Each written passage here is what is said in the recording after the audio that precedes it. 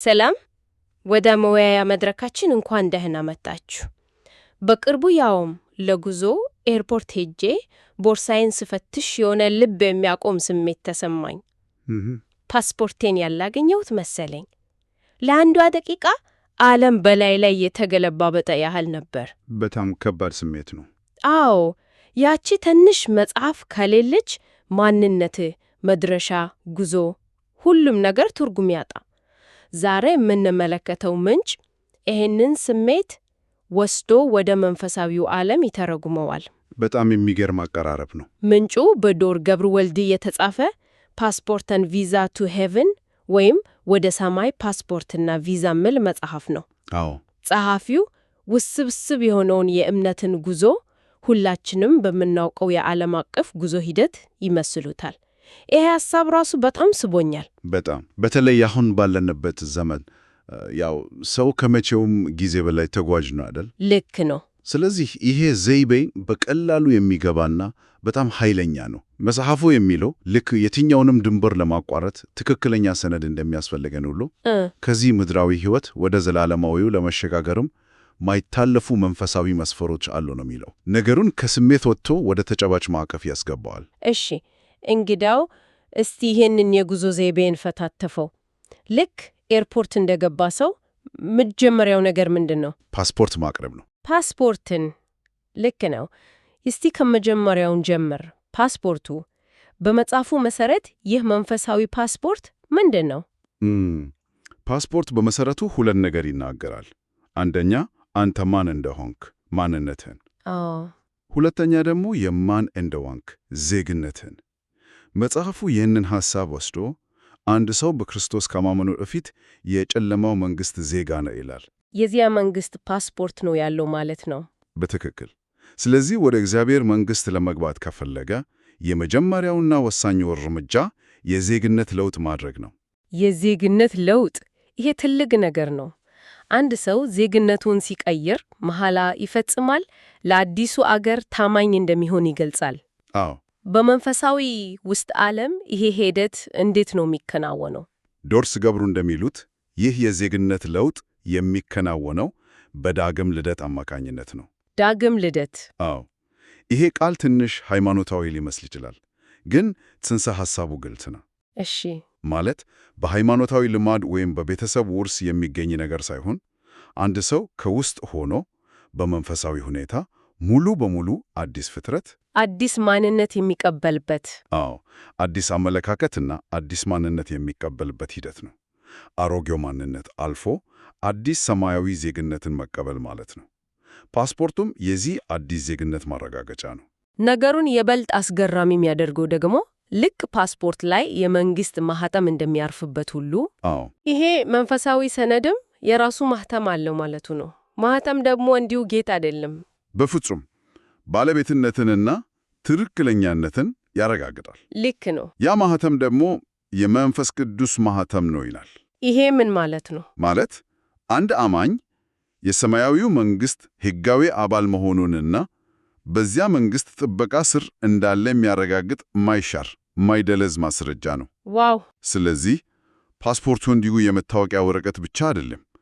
ማንነትን፣ ዜግነትን፣ ጥበቃን እና የባለቤትነት ማረጋገጫን በአንድ ላይ የያዘ ወሳኝ ሰነድ ነው ማለት ነው። በትክክል። ይህ ሰው የኛ ነው የሚል የሰማይ መንግሥት ማረጋገጫ ነው። እሺ፣ በጣም ግልጽ ነው። ስለዚህ ፓስፖርቱ የሰማይ ዜጋ መሆናችንን የሚያረጋግጥ መታወቂያ ነው። አዎ።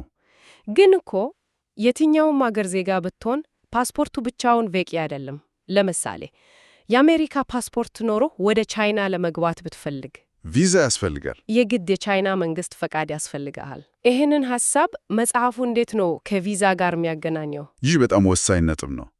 ምክንያቱም ብዙ ሰዎች ፓስፖርትና ቪዛን ያቀላቀላሉ። እውነት ነው። ዶር ገብሩ ልዩነቱን በደንብ ያስቀምጣሉ። ፓስፖርት ማንነትህን ይገልጻል። ቪዛ ግን ወደ አንድ ስክርሙ ቦታ ለመግባት የተሰጠ ፈቃድ ነው፣ የመግቢያ ፈቃድ። አዎ። ዓለማዊ ቪዛ ለማግኘት መስፈርቶቹ ብዙ ናቸው አይደል?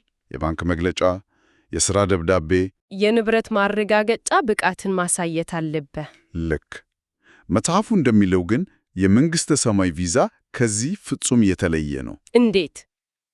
በሰው ሥራ በበጎ ምግባር ወይም በምንም አይነት የግል ብቃት ይገኝ አይደለም። እዚህ ላይ አንድ ነገር ግራ ሊያጋባ ይችላል። ዓለማዊ ቪዛ የሚሰጠው ብቃትን አይቶ ነው። መንፈሳዊው ቪዛም እንደዛ ከሆነ ታዲያ በበጎ ስራችን ልናገኘው ይገባ ነበር። መጽሐፉ ይህንን ግጭት እንዴት ነው የሚፈታው? የቪዛው ዋጋ እንዴት እንደተከፈለው በማብራራት ነው። መጽሐፉ እንደሚለው ይህ ቪዛ ማመልከቻ ተሞልቶ ቃለ መጠየቅ ተደርጎለት የሚሰጥ አይደለም፣ በኢየሱስ ክርስቶስ ደም የታተመ ነው ይላል። ምን ማለት ነው ይሄ? ይህ ማለት የመግቢያ ፈቃዱ የተገኘው በአመልካቹ ማለት በአማኙ ጥረት ሳይሆን የመንግስቱ ንጉሥ ራሱ በከፈለው መስዋዕትነት ነው። በጸጋና በሕግ መካከል ያለው ልዩነት እዚህ ላይ ነው ማለት ነው። በትክክል ሕግ ይህንን አድርግ ብሎ መስፈርቶች ያስቀምጣል። ጸጋ ግን የሚያስፈልገው ነገር ሁሉ ተደርጓል፣ ዋጋው ተከፍሏል፣ አንተ ብቻ እመንና ተቀበል ይላል። ይህ ማለት እንግዲህ የመግቢያው ዋጋው ሙሉ በሙሉ በሌላ አካል ተከፍሏል ማለት ነው። አዎ። ይህ ግን ለአንዳንዶች እንግዲያውስ እኔ ምንም ማድረግ የለብኝም የሚል የተሳሳተ የመዘነጋት ስሜት አይፈጥርም? በጣም ጥሩ ጥያቄ ነው። ቪዛዬን አግኝቻለሁ፣ ከዚህ በኋላ እንደፈለኩ መሆን እችላለሁ የሚል አስተሳሰብ ሊያስከትል ይችላል። እውነት ነው። እናም መጽሐፉ ይህንን በቀጣዩ የጉዞ ክፍል ላይ ይመልሰዋል። ግን ቪዛው ላይ ሆነ ስናየው ዋናው ነጥብ ማንም ሰው መድረሻው ላይ ሲደርስ በራሴ ጥረት ነው የገባሁት ብሎ እንዳይመካ ነው። የሰማይ መንግሥት ዜጎች ሁሉ የገቡት በንጉሡ ቸርነትና ስጦታ መሆኑን እንዲያውቁ ነው። ስለዚህ ቪዛውን የማግኘቱ መስፈርት ብቃት ሳይሆን እምነት ነው። እሺ፣ ይሄ ወደ ጉዞው ራሱ ይወስደናል። አዎ። አንድ ሰው ፓስፖርቱን አግኝቷል፣ ቪዛውም ተሰጥቶታል። አሁን ጉዞ ተጀምሯል። መጽሐፉ የክርስቲያንን ሕይወት ልክ በመጓጓዣ ላይ እንዳለ ሰው ኢንትራንዚት እንደሆነ ሰው አዎ፣ ወይም በአውሮፕላን ማረፊያ ውስጥ እንዳለ መንገደኛ ይመስለዋል። ይሄንን ዘይቤ እስቲ ትንሽ እናብራራው። ትክክል ነው። አንድ ሰው ኢንትራንዚት ሲሆን መድረሻው ገና ነው፣ ጊዜያዊ ቦታ ላይ ነው ያለው። እውነት ነው። የክርስቲያን ምድራዊ ሕይወትም እንደዚያ ነው ይላል። በዚህ የጉዞው ወቅት ደግሞ ተጓዦች ትልቁ ፈተናቸው ከመጠን ያለፈ ሻንጣ ነው። ኤክሰስ ባጌጅ። አዎ፣ በአየር መንገድ ጉዞ ላይ ለሻንጣ ክብደት ገደብ እንዳለው ሁሉ በመንፈሳዊ ጉዞም ላይ ጉዞውን የሚያከብዱና የሚያዘገዩ ሸክሞች አሉ። ይህ ከመጠን ያለፈ ሻንጣ የሚለው ሐሳብ በጣም ይገርማል። ምክንያቱም ብዙ ጊዜ በጉዞ ላይ ሸክም የሆኑ ነገሮች ምናልባት ያስፈልጉኛል ብለን የምንይዛቸው ናቸው። በትክክል በመንፈሳዊ ሕይወትም እንደዚያ ነው። ይቅር አለማለትን ወይም ምሬትን የምንይዘው ለራሳችን እንደሚያስፈልገን ስለሚሰማን ነው። ሻንጣ የሚለው ኃጢአትን፣ ምሬትን፣ ቅምን፣ ይቅር አለማለትን፣ ዓለማዊ ትስሶችን እና ከልክ ያለፉ ዓለማዊ ትስስሮችን ያመለከታል። እነዚህን ነገሮች የሚሸከመው ብዙ ጊዜ እንደ ጠበቃ ወይም እንደ ማንነታችን አካል ስለምንቆጥራቸው ነው።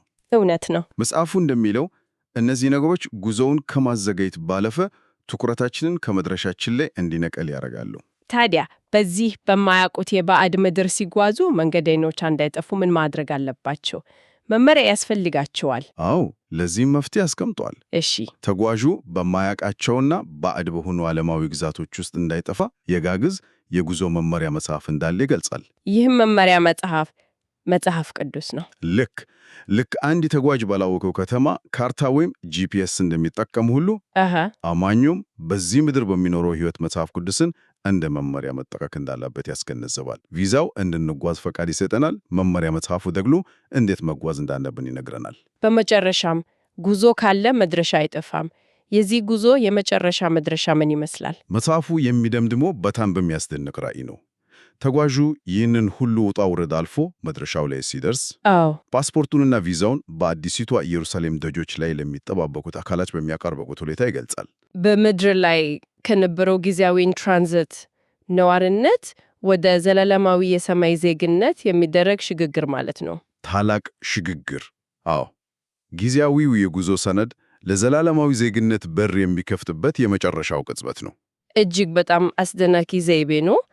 ከዚህ ሁሉ ንጽጽር የምንወስዳቸው ዋና ዋና ተግባራዊ ትምህርቶች ምንድን ናቸው? ዶክተር ብሪው ሁለት እርስ በእርስ የሚደጋገፉ ግን ደግሞ ተቃራኒ የሚመስሉ ቁልፍ ነጥቦችን ያጓላሉ። እሺ፣ አንደኛው አስቸኳይነት ሲሆን ሁለተኛው ደግሞ ማረጋገጫ ነው። እስቲ ስለ አስቸኳይነት እንነጋገር። ይህ ምን ማለት ነው? ብዙ ጊዜ ሃይማኖታዊ ጉዳዮች የዘገየ ጊዜ የማይገድበው ስሜት አላቸው። ጸሐፊው ግን ከዚህ በተቃራኒ ይሄዳል። ልክ አንድ በረራ ሊያመልጠን ሲል እንደምንጣደፈውና ፋይናል ቦርዲንግ ኮል ሲባል እንደምንሮጠው ሁሉ ይህንንም የዘላለም ጉዞ በዚያው መጠን ባለው አስቸኳይነት ማየት አለብን ይላል። የጉዞ ሰነዶቹን ማዘጋጀት ያለበት ጉዞ ከማለቁ በፊት ነው። ጉዞ የሚያበቃው በሁለት መንገድ ሊሆን ይችላል ብሏል። ልክ ነው። አንደኛ በግለሰብ ሞት፣ ሁለተኛ ደግሞ በክርስቶስ መምጣት። ስለዚህ ነገ አደርገዋለሁ ወይም ገና ጊዜ አለኝ የሚባል ጉዳይ አይደለም። በሩ ከመዘጋቱ በፊት ሰነዶች መስተካከል አለባቸው። አዎ፣ ጠንካራ መልእክት ነው። ይህ የአስቸኳይነት ስሜት ግን ትንሽ ጭንቀትና ፍርሃት ሊፈጥር ይችላል። ሰነዶቼ ትክክል ናቸው ወይ፣ እርግጠኛ ነኝ ወይ የሚል። እውነት ነው። ሁለተኛው ነጥብ ማረጋገጫው ይህንን እንዴት ነው የሚያማጣጥነው? በትክክል ማረጋገጫው ለዚያ ጭንቀት ፍቱን መድኃኒት ነው። መልእክቱ ይሄ ነው። እሺ፣ አንድ ሰው ትክክለኛውን ፓስፖርት እና ትክክለኛውን ቪዛ በእጁ ከያዘ ወደ መንግስቱ መግባቱ በራሱ በመንግስቱ ንጉሥ የተረጋገጠ ነው። ልክ ትክክለኛ ቪዛ ያለው ሰው የኢሚግሬሽን መስመር ላይ ሲሰለፍ እንደሚተማመን አይነት ነው። በድጌው ሰነዶቹ ትክክል እስከሆኑ ድረስ መድረሻው የተረጋገጠ ነው። ይህ ማለት ጉዞ በፍርሃት የተሞላ መሆን የለበትም።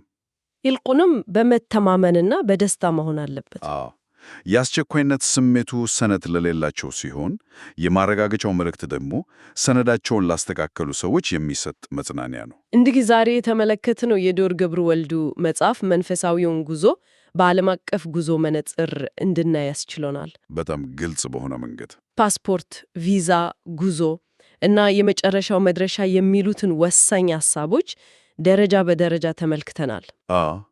ይህ አጠቃላይ ዘይቤ በመግቢያው ሕጋዊ መስፈርቶች ላይ ፓስፖርት፣ ቪዛ፣ ጉምሩክ በእነዚህ ላይ በእጁ ያተኩራል። እውነት ነው። ነገሩን ግልጽ ለማድረግ በጣም ጠቃሚ ነው።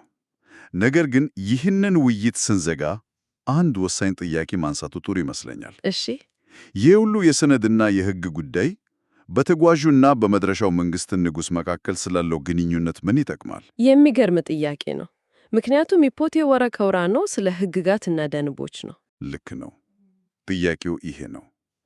የጉዞ የመጨረሻ ግብ ሕጎቹን አክብሮ ድንበሩን ማለፍ ብቻ ነው? ወይስ ከዛ የላቀ ነገር አለ? ወይስ ይህ የሕግ ማዕቀፍ መጀመሪያው እንጂ መጨረሻው አይደለም? ምናልባት ይህ ዘይቤ ሊሸፍነው ያልቻለው የበለጠ ግላዊና ጥልቅ የሆነ ነገር ይኖረዋል። እንደምን አይነት? የጉዞ ዓላማ ወደ አንድ አዲስ ሀገር መሰደድ ብቻ ሳይሆን ለረጅም ጊዜ ሲናፍቀን ወደ ነበረው ቤተሰባችን ቤት መመለስ ቢሆንስ? ይህ ጥያቄ ለአድማጮች እንዲያስቡበት የምንተወው ይሆናል።